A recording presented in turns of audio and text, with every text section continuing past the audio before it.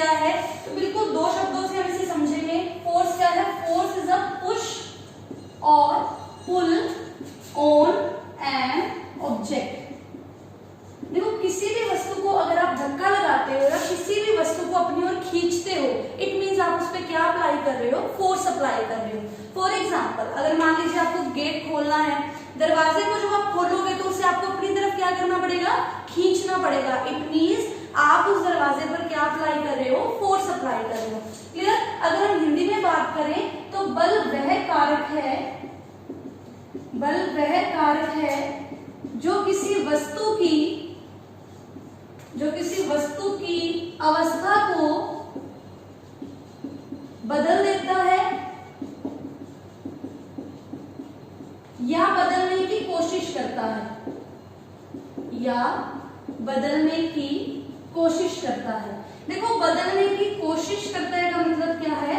For example मान लीजिए आपके सामने कोई बहुत भारी चीज है, अब देखो आप उस पर फोर्स अप्लाई करोगे उसे हटाने के लिए, लेकिन जरूरी नहीं है कि आप उतनी सफिशिएंट फोर्स अप्लाई करोगे कि वो चीज हट जाए।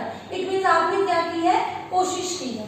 क्लियर। तो ये जो सिंपल सी डेफिनेशन हमारे पास है। अगर इंग्लिश में बात करें तो फोर्स इज अ पुश और pull on an object which causes change in the, ठीक है। उसके बाद बल वह कारक है जो किसी वस्तु की अवस्था को बदल देता है या बदलने की कोशिश करता है। ठीक है जी। उसके बाद देखिए नेक्स्ट, अब देखो कौन कौन से चेंज आप फोर्स से ला सकते हो। तो नेक्स्ट हेडिंग बनाए, change caused by, changes caused by force. बल से आप कौन कौन से चेंजेस लेके आ सकते हो। तो फर्स्ट चेंज जो बल से लाया जा सकता है that is change in direction. बल से आप किसी भी वस्तु की दिशा को क्या कर सकते हो, चेंज कर सकते हो। किसी भी वस्तु की दिशा में परिवर्तन कर सकते हैं। कैसे। फॉर एग्जाम्पल अब मान लीजिए एक बॉल है, इस बॉल को यहाँ पे एक बच्चा खड़ा है ए ने इसको यहाँ से धक्का लगाया, बॉल किस दिशा में मूव करेगी, इस दिशा में मूव करेगी। अब जब बॉल यहाँ पहुंचती है तो यहाँ पे एक बच्चा खड़ा है बी ने क्या किया, इसको यहाँ से फोर्स लगाई। अब बॉल किस दिशा में मूव की, इस दिशा में। एक्चुअल में बॉल को किस दिशा में जाना था, इस दिशा में, लेकिन बाय अप्लाइंग फोर्स इसकी दिशा क्या हो गई, चेंज। इट मींस फोर्स से आप किसी भी वस्तु की डायरेक्शन को क्या कर सकते हो, चेंज कर सकते हो। ठीक है जी। नेक्स्ट देखिए, next is change in shape. किसी भी वस्तु के आकार में भी परिवर्तन लाया जा सकता है। ठीक है जी। आकार में परिवर्तन कैसे लाया जा सकता है, इसका सिंपल सा एग्जांपल हमारे पास है। मान लीजिए कि आपने सुना होगा क्ले से बच्चे बहुत खेलते हैं, तो बच्चे क्या करते हैं, क्ले पे बाय अप्लाइंग फोर्स उसको डिफरेंट शेप देते हैं। तो आप बल से क्या कर सकते हो, किसी भी वस्तु की शेप को क्या कर सकते हो, चेंज कर सकते हो। ठीक है जी। थर्ड हमारे पास है change in, first one change in direction, second one change in shape and third one change in state. किसी भी वस्तु की अवस्था में भी आप क्या कर सकते हो, चेंज कर सकते हो। देखो स्टेट को समझने के लिए आपको दो टर्म्स यहाँ पे पढ़नी पड़ेंगी। फर्स्ट वन है rest, second one is motion. ये चीज मैंने मोशन वाली वीडियो में कवर की है, आप वो देख लें दोबारा से। चलो सुने। रेस्ट का मतलब क्या है, जब कोई वस्तु टाइम के अकॉर्डिंग अपनी पोजीशन नहीं चेंज करती, इट मींस वो वस्तु किसमें है, रेस्ट में। फॉर एग्जांपल पेड़ को आप कभी भी देखो वो पेड़ वहीं पे रहेगा, इट मींस वो पेड़ किसमें है, रेस्ट में। और जो वस्तु टाइम के अकॉर्डिंग अपनी पोजीशन चेंज कर लेती है, इट मींस वो वस्तु किसके अंदर है, मोशन के अंदर है। ठीक है, मतलब वो वस्तु गति कर रही है। अब किसी भी वस्तु में आप क्या कर सकते हो, किसी भी वस्तु को आप रेस्ट से मोशन में ला सकते हो बाय अप्लाइंग फोर्स, और किसी भी वस्तु को मोशन से आप किस में ला सकते हो, रेस्ट में by applying force. It means आप किसी भी वस्तु की स्टेट को क्या कर सकते हो, चेंज कर सकते हो बाय अप्लाइंग फोर्स। क्लियर है यहाँ तक आपको। नेक्स्ट देखिए, नेक्स्ट हमारे पास units of force, most important units of force. Units of force, बल की इकाई। इकाई का मतलब क्या होता है, इकाई का मतलब किस चीज के अंदर आप उसे मेजर करोगे। ठीक है जी। तो फोर्स के यूनिट्स हमारे पास होते हैं न्यूटन, जिसको आप डिनोट करते हो कैपिटल एन से, न्यूटन।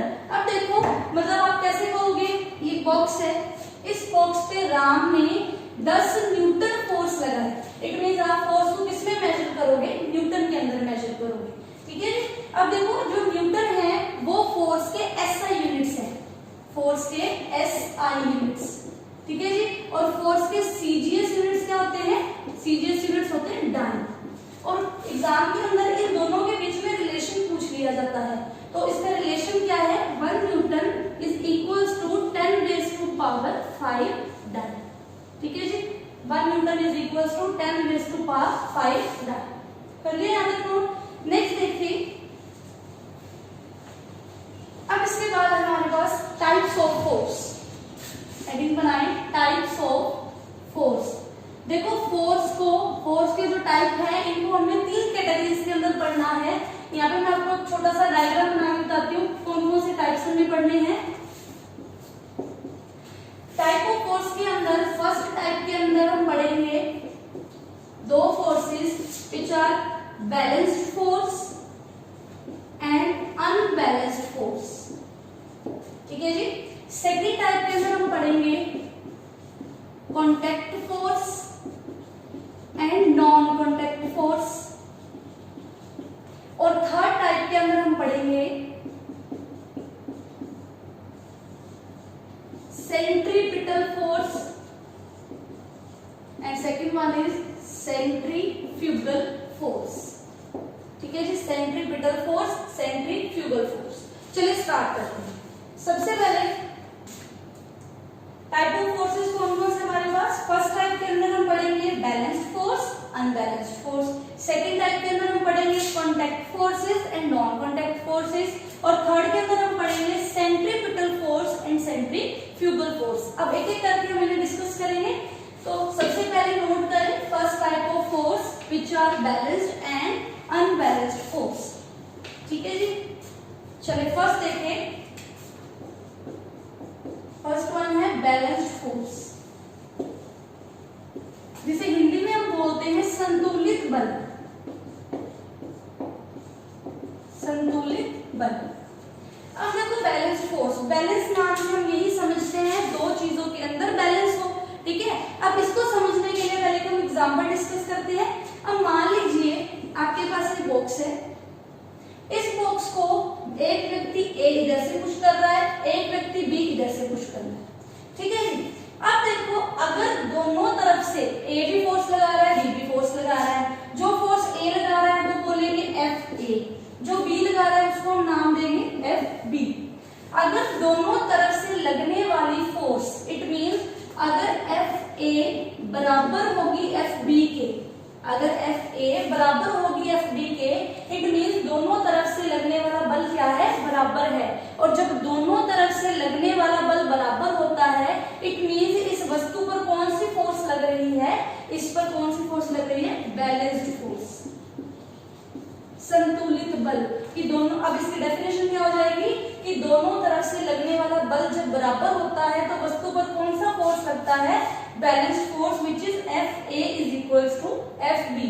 अब बैलेंस्ड फोर्स की कंडीशन होती है, एग्जाम में क्वेश्चन आ जाता है कि ऐसे कौन सी फोर्स है जिसको लगाने पर वस्तु में चेंज नहीं आता, तो वो है बैलेंस्ड फोर्स। क्योंकि जब दोनों तरफ से लगने वाला बल बराबर होता है तो वस्तु किसी भी दिशा के अंदर मूव नहीं करती। इट मींस अब देखो बैलेंस्ड फोर्स के अंदर आप नोट डाल के लिख सकते हो कि इसमें वस्तु के अंदर कोई भी मूवमेंट नहीं होगी, ठीक है, ना तो वस्तु इधर जाएगी ना उधर जाएगी। क्लियर हो गया जी। नेक्स्ट लिखे अनबैलेंस्ड फोर्स। नेक्स्ट हेडिंग बनाए अनबैलेंस्ड फोर्स। अनबैलेंस्ड फोर्स का मतलब क्या है, असंतुलित बल। सेकंड हमारे पास है अनबैलेंस्ड फोर्स, असंतुलित बल।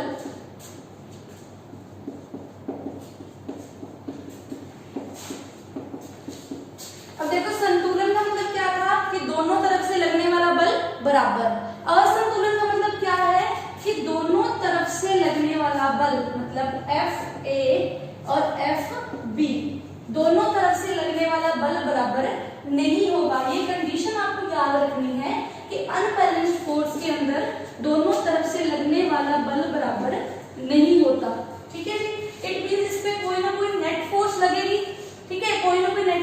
कितनी लगेगी? तो आप नोट करें, अगर एफ ए ज्यादा है किससे? एफ बी से, कि ए द्वारा जो बल लगाया जा रहा है अगर ये बी के कंपैरिजन ज्यादा है तो हमारा नेट फोर्स कितनी होगी? F A minus F B. और अगर बी का लगाया गया बल ए के कंपैरिजन ज्यादा है तो मतलब एफ बी अगर एफ ए से ज्यादा है तो हमारा नेट फोर्स कितनी लगेगी? F B minus F A. ठीक है जी। अब देखो इसके अंदर आपको क्या याद रखना है कि वस्तु किसी ना किसी दिशा के अंदर मूव जरूर करेगी, क्योंकि देखो अगर इधर से लगाया गया बल ज्यादा होगा तो वस्तु इस दिशा में मूव करेगी, अगर इधर से लगाया गया बल ज्यादा होगा तो वस्तु इस दिशा के अंदर क्या करेगी? मूव करेगी। क्लियर? ये थे बैलेंस्ड एंड अनबैलेंस्ड फोर्स। दो बातें आपको याद रखनी है, बैलेंस्ड फोर्स के अंदर दोनों तरफ से लगने वाला बल बराबर होता है, अनबैलेंस्ड में दोनों तरफ से लगने वाला बल बराबर नहीं होता। बैलेंस्ड फोर्स के अंदर वस्तु मूवमेंट नहीं करेगी लेकिन अनबैलेंस्ड के अंदर वस्तु मूव करेगी। ठीक है जी, ये होता है हमारा फर्स्ट कंप्लीट। नेक्स्ट टाइप लिखें, नेक्स्ट फोर्स के जो हमारे पास टाइप है which are contact forces, contact force जिसको हिंदी में हम बोलते हैं संपर्क बल। संपर्क बल, देखो कॉन्टैक्ट फोर्स अपने नाम से खुद को डिफाइन कर रहा है कि जब किसी बल को लगाते समय दो वस्तुओं के बीच में कॉन्टैक्ट होगा, ठीक है, तो कौन सा बल लगेगा? संपर्क बल। फॉर एग्जाम्पल अगर आपको गेट को धक्का लगाना है या किसी चीज को अपनी ओर खींचना है तो आपका हाथ में और गेट में क्या होगा? कॉन्टैक्ट होगा, संपर्क होगा। जब दो वस्तुओं के बीच में कॉन्टैक्ट होता है, जैसे अगर मान लो कि मैं इस बोर्ड को पुश करना चाहती हूँ तो इसे पुश करने के लिए मेरी फिंगर्स और बोर्ड के बीच में क्या है? एक कॉन्टैक्ट है, तो वो फोर्स कौन सी होती है? Contact forces. कैसे डिफाइन करेंगे हम? किसी बल को लगाते समय अगर दो वस्तुओं के बीच में कॉन्टैक्ट होता है तो वो कॉन्टैक्ट फोर्सेस कहलाती हैं। ठीक है जी। अब मेन इंपॉर्टेंट है कॉन्टैक्ट फोर्स के टाइप्स। कॉन्टैक्ट फोर्स के आगे दो टाइप्स हमें पढ़ने हैं। फर्स्ट टाइप जो कॉन्टैक्ट फोर्सेस का हमारे पास वो है मस्कुलर फोर्स, पेशीय बल। ठीक है। और सेकेंड टाइप जो हमारा इसके पास है फ्रिक्शनल फोर्स। फ्रिक्शनल फोर्स घर्षण बल। ठीक है। सबसे पहले हम बात करते हैं फ्रिक्शनल मस्कुलर फोर्स की। देखो मस्कुलर फोर्स कौन सी होती है, पेशीय बल कौन सी होती है, तो इसकी डेफिनेशन सुने।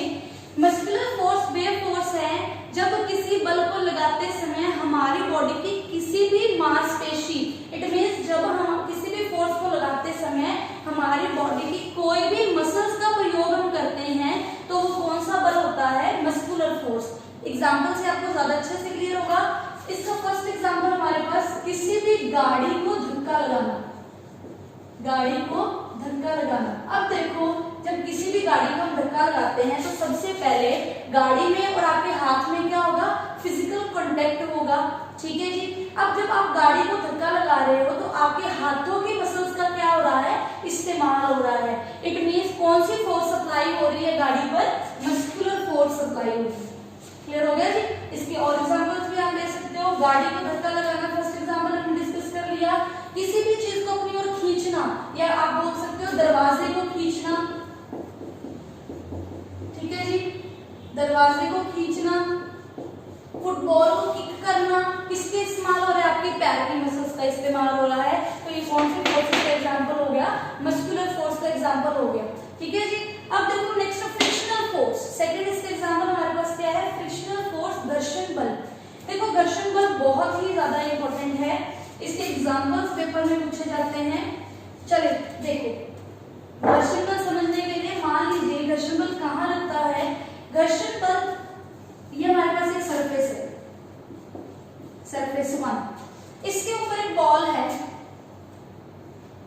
सरफेस 2। ये देखो बॉल का सरफेस को हमने क्या नाम दे दिया? सरफेस 2। अब देखो अगर कॉन्टैक्ट फोर्स है तो दोनों सरफेस के बीच में कांटेक्ट होगा। फ्रिक्शनल फोर्स कब लगती है? जब एक सरफेस के ऊपर दूसरा सरफेस क्या कर रहा है? मूव करता है। जब एक सरफेस के ऊपर दूसरा सरफेस क्या करता है? मूव करता है, तब दोनों सरफेस के बीच में एक बल लगता है, जो बल वस्तु के मोशन को क्या करता है? रोकता है। और ये फोर्स किसके द्वारा लगाई जाती है? सरफेस, नीचे वाले सरफेस के द्वारा लगाई जाती है। तो वस्तु की गति की अपोजिट दिशा में लगने वाला बल कौन सा होता है? घर्षण बल। घर्षण बल के बारे में आपको दो बातें याद रखनी है। पहली बात कि घर्षण बल हमेशा वस्तु के मोशन की अपोजिट दिशा में लगेगा, ठीक है, it always occurs opposite to the motion of the object. और सेकंड बात आपको क्या याद रखनी है? ये हमेशा वस्तु के मोशन को क्या करता है? रोकता है। इसके लिए एग्जांपल मैं आपको बताती हूँ। मान लीजिए आपने किसी बॉल को जमीन पे फेंक दिया, कुछ देर बाद आप देखते हो कि वो बॉल कुछ दूरी पे जाके अपने आप रुक जाती है। वो बॉल अपने आप कैसे रुकी? तो जो नीचे वाला सरफेस है वो उस बॉल पे क्या लगा रहा था? फ्रिक्शनल फोर्स लगा रहा था, जिसने उस बॉल की मोशन को क्या कर दिया? रोक दिया। ठीक है, तो समझ में आ गया आपको फ्रिक्शनल फोर्स क्या होता है? जो वस्तु के मोशन को रोकता है और ये हमेशा वस्तु के गति की अपोजिट दिशा में लगता है। अब आप फ्रिक्शनल फोर्स के कुछ एग्जांपल्स नोट करें। देखो, फर्स्ट एग्जांपल, फ्रिक्शनल फोर्स के कारण ही हम चल पाते हैं। ठीक है, पहला आप लिख सकते हो कि फ्रिक्शनल घर्षण बल के कारण ही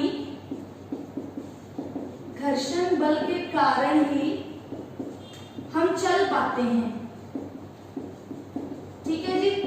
अब देखो, जब आपने देखा होगा कि कई बार अगर आपका पैर केले के छिलके में पड़ जाए या बारिश होती है तो हमारा पैर फिसलने लग जाता है। उसका भी कारण क्या होता है? घर्षण, क्योंकि तब घर्षण बल की क्या हो जाती है? कमी हो जाती है। तो घर्षण बल की कमी के ये क्वेश्चन आ सकता है एग्जाम के अंदर कि किस बल की कमी के कारण बारिश के समय हम फिसल जाते हैं, केले के छिलके पर हमारा पैर फिसल जाता है। तो किस बल की कमी के कारण? घर्षण बल की कमी के कारण। ठीक है, आप लोगों ने देखा होगा कि कभी भी आप शूज लेके आते हो, स्पोर्ट शूज लेके आते हो, तो उसकी जो सोल होती है, तला होता है, उसके ऊपर कुछ डिजाइन बने होते हैं। बड़े बड़े जो हम बोलते हैं कि ट्रैक्टर है, उनके क्या है? टायरों पर भी डिजाइन बने होते हैं। और डिजाइन किस लिए बनाए जाते हैं? वो घर्षण को बढ़ाने के लिए बनाए जाते हैं। ठीक है, क्योंकि अगर वो डिजाइन ज्यादा होते हैं तो सरफेस के साथ आपके जूते की क्या बनी रहती है? पकड़ बनी रहती है। इट मींस वहां घर्षण बल क्या रहता है? ज्यादा हो जाता है। आई थिंक आपको समझ में आ गया होगा। तो कॉन्टैक्ट फोर्स दो टाइप की है। पहला टाइप कौन सा था हमारे पास? मस्कुलर फोर्स, पेशीय बल, और दूसरा हमारे पास है फ्रिक्शनल फोर्स। ठीक है जी।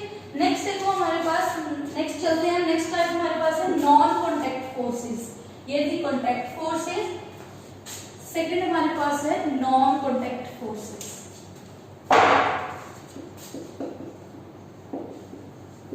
नॉन कॉन्टैक्ट फोर्सेस, असंपर्क बल या गैर संपर्क बल। अब देखो, नॉन कॉन्टैक्ट फोर्सेस कौन सी होती है? सिंपल सी बात, जब किसी बल को लगाने के लिए बीच में कॉन्टैक्ट होगा, दो वस्तुओं के बीच में कॉन्टैक्ट होगा, तो वो कॉन्टैक्ट फोर्सेस।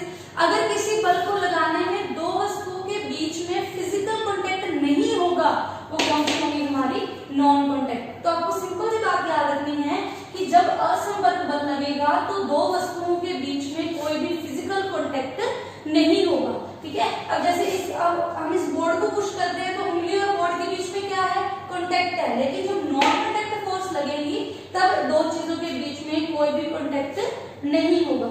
चलिए इसके एग्जांपल्स, इसके टाइप्स करते हैं। नॉन कॉन्टैक्ट फोर्सेस भी आगे तीन हिस्सों में डिवाइडेड है। तीन कौन कौन से? सबसे पहले है मैग्नेटिक फोर्स, सेकंड हमारे पास है gravitational force, first one magnetic force, second one gravitational force, third one electrostatic force.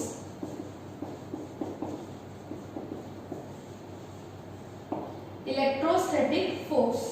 ठीक है जी। अब देखो, मैग्नेटिक फोर्स की सबसे पहले हम बात करते हैं तो सभी को अगर हिंदी में बात करें तो चुंबकीय बल। चुंबकीय बल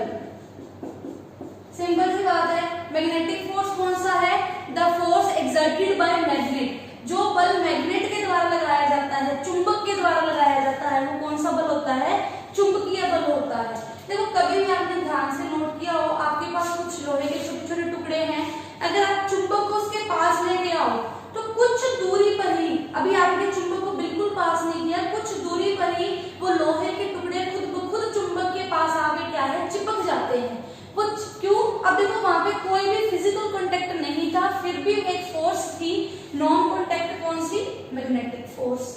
ठीक है जी, मैग्नेट के बारे में एक दो बातें और याद रखनी है। अब देखो सभी को पता है मैग्नेट के कितने पोल? 2 पोल्स। पहला north pole, second one south pole, उत्तरी ध्रुव और दक्षिणी ध्रुव। ठीक है जी, सबसे पहले तो अगर मैं आपसे पूछूं क्या हम इन पोल्स को कभी अलग कर सकते हैं, तो इन पोल्स को अलग नहीं किया जा सकता।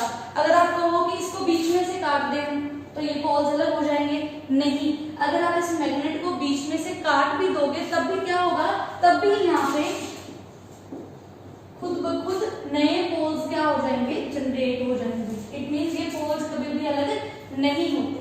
ठीक है जी, एक बात ये याद रखनी है।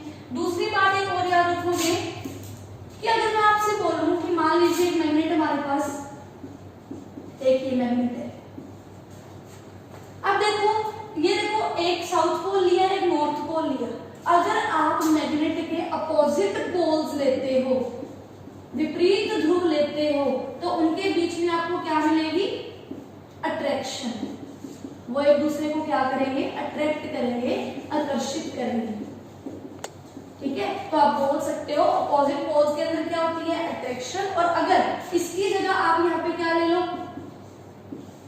सेम पोल, तो ये एक दूसरे को क्या करेंगे, रिपेल। तो सेम पोल क्या करते हैं, प्रतिकर्षित करते हैं, रिपेल करते हैं एक दूसरे को। ठीक है जी, ये मैग्नेट का कॉन्सेप्ट आपको याद रखना है। तो मैग्नेटिक फोर्स कौन सी होती है, the force exerted by magnet, चुंबक द्वारा लगाया गया बल चुंबकीय बल कहलाता है। चलिए हम चलते हैं ग्रेविटेशनल फोर्स की ओर। ग्रेविटेशनल फोर्स का मतलब क्या है, गुरुत्वाकर्षण बल।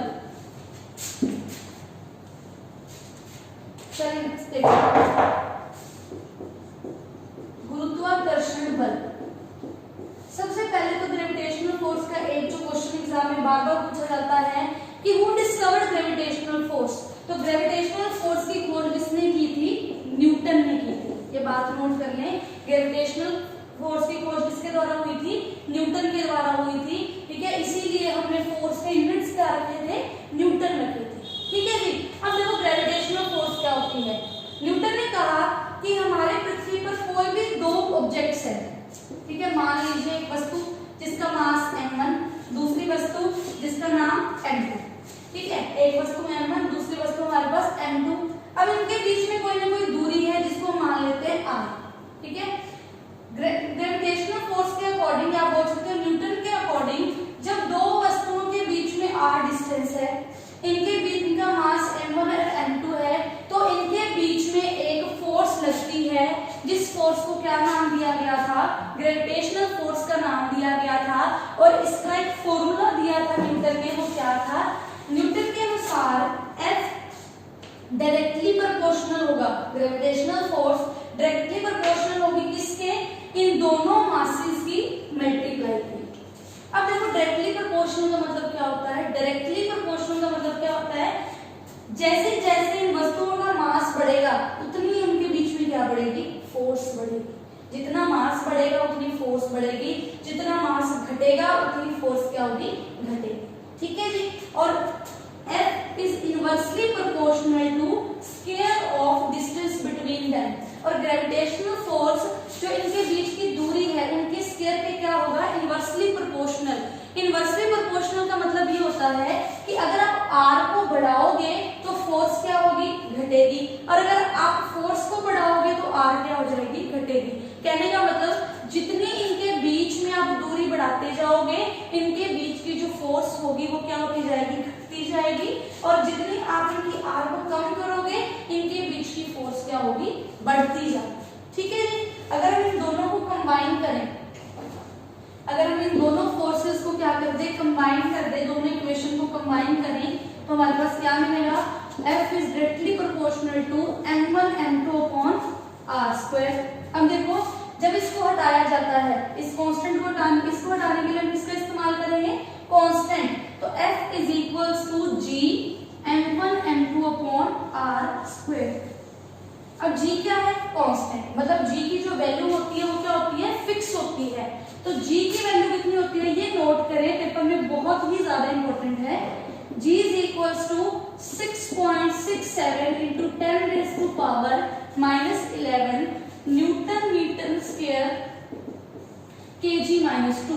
ठीक है जी, ये वैल्यू याद करें। और ये वैल्यू की डिस्कवरी किसने की थी, इस वैल्यू की डिस्कवरी की गई थी साइंटिस्ट हेनरी कैवेंडिश के द्वारा, साइंटिस्ट हेनरी कैवेंडिश के द्वारा। ठीक है, ये जी की वैल्यू किसने दी थी हमें, हेनरी कैवेंडिश ने।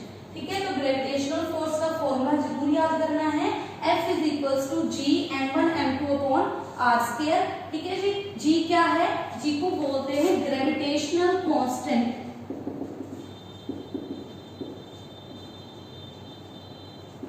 ठीक है जी, कांस्टेंट, और हिंदी में इसे बोला जाता है गुरुत्वाकर्षण स्थिरांक, जिसकी वैल्यू हमारे पास ये है। और ये वैल्यू किसके द्वारा दी गई थी, हेनरी कैवेंडिश के द्वारा दी गई थी। क्लियर हो गया जी ग्रेविटेशनल फोर्स। थर्ड जो बचता है नॉन कॉन्टैक्ट फोर्स, वो है इलेक्ट्रोस्टैटिक फोर्स। थर्ड हमारे पास इसका टाइप जो बचता है वो है इलेक्ट्रोस्टैटिक फोर्स।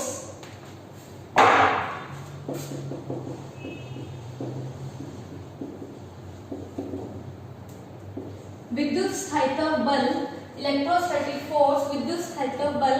देखो इलेक्ट्रोस्टैटिक फोर्स के बारे में आपको सिर्फ दो बातें याद रखनी है कि जो इलेक्ट्रोस्टैटिक फोर्स है ये किनके बीच में लगता है, दो चार्जेस के बीच में।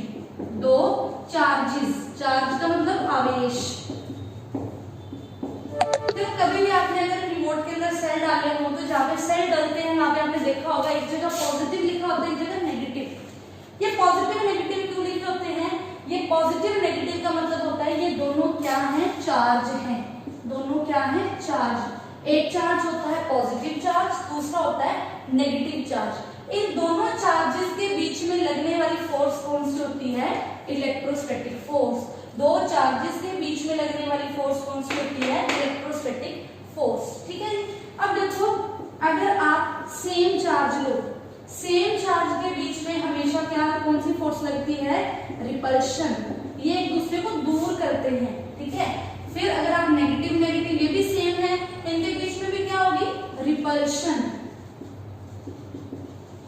ठीक है जी, और अगर आप अपोजिट चार्जेस लो, opposite charges attract each other, ये एक दूसरे को क्या करते हैं, अट्रैक्ट करते हैं। ठीक है, तो same charges repel each other, opposite charges attract each other.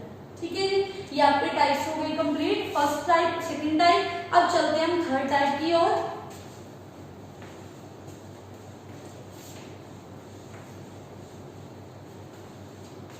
Type third हमारे पास है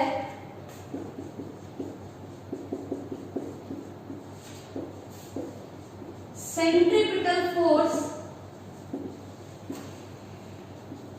सेंट्रीपिटल फोर्स और सेंट्रीफ्यूगल फोर्स।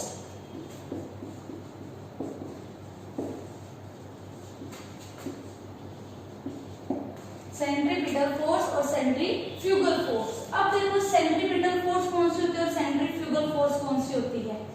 देखो पहली बात तो इन दोनों के बारे में एक बात आपको याद रखनी है, सेंट्रीपिटल और सेंट्रीफ्यूगल फोर्स दोनों ही तब लगेंगी जब वस्तु एक सर्कुलर मोशन के अंदर मूव करेगी।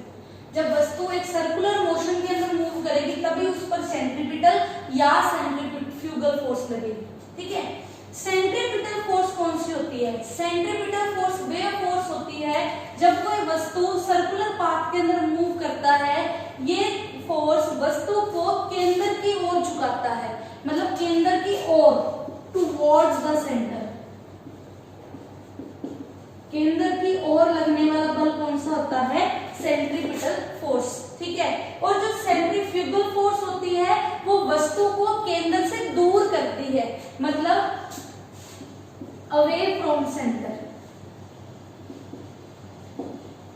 वस्तु को सेंटर से केंद्र से दूर, केंद्र से बाहर की तरफ, ये केंद्र की तरफ और ये केंद्र से बाहर की तरफ। ठीक है जी। अब इनके एग्जांपल्स पेपर में पूछ लिए जाते हैं। अगर बात करें सेंट्रीपिटल फोर्स की, देखो कभी भी अगर कोई व्यक्ति साइकिल लेके सर्कुलर मोशन के अंदर मूव करता है तो उसे अपनी साइकिल सेंटर की ओर झुकी हुई नजर आती है, उसकी साइकिल झुक जाती है, किसके कारण? सेंट्रीपिटल फोर्स के कारण। ठीक है जी। अब मान लीजिए अब सारे ग्रहों में पता है सूर्य के चारों ओर चक्कर लगा रहे हैं, सारे ग्रह सूर्य के चारों ओर चक्कर लगा रहे हैं। अब इनके बीच में भी कौन सी फोर्स पाई जाती है? सेंट्रीपिटल, जो सारे ग्रहों को किसकी ओर बांध के रखती है? सूर्य की ओर, सेंटर की तरफ। ठीक है। सेंट्रीफ्यूगल फोर्स के एग्जांपल कैसे है? कभी भी आपने कपड़े धोने वाली मशीन के अंदर जो कपड़े सुखाए हो तो आप देखते हो कि जब कपड़े सूखते हैं तो वो सेंटर से बाहर की ओर होते हैं। इट मींस ये कहाँ लग रही है? केंद्र से बाहर की ओर लग रही है। ठीक है। ग्राइंडर आप चलाते हो, मिक्सी अगर आप चलाते हो तो जब आप मिक्सी ऑन करते हो तो सारी चीज सेंटर से बाहर की ओर लग जाती है, बीच में वो खाली हो जाता है। इट मींस वस्तु क्या, ये बल कौन सा है जो वस्तु को केंद्र से बाहर की ओर करता है। ठीक है जी। आई थिंक आपको यहाँ तक समझ में आ गया होगा। ठीक है। एक बार देख लीजिए दोबारा हमने क्या क्या कर लिया है। टाइप कौन से डिस्कस कर लिए हमने। सबसे पहले हमने पढ़ा टाइप 1। टाइप 1 के अंदर हमने दो पढ़े। फर्स्ट हमारा था बैलेंस्ड फोर्स, सेकंड हमारा था अनबैलेंस्ड फोर्स। ठीक है जी। सेकंड टाइप के अंदर हमने पढ़े कॉन्टैक्ट फोर्सेस, जो कि आगे दो तरीके के थे। कौन कौन से? Muscular force, muscular force and frictional force. Third type, उसके बाद नॉन कॉन्टैक्ट फोर्सेस, जो कि आगे तीन तरीके की थी। तीन तरीके की कौन कौन सी? First one magnetic force, second one gravitational force, magnetic force, gravitational force, और थर्ड हमारे पास थी इलेक्ट्रोस्टैटिक फोर्स। और थर्ड टाइप हमारा था centripetal force and centrifugal force. ठीक है। आई थिंक आपको समझ में आ गया होगा। अगर आपको वीडियो अच्छी लगी तो लाइक करें और चैनल को सब्सक्राइब करें। Thank you.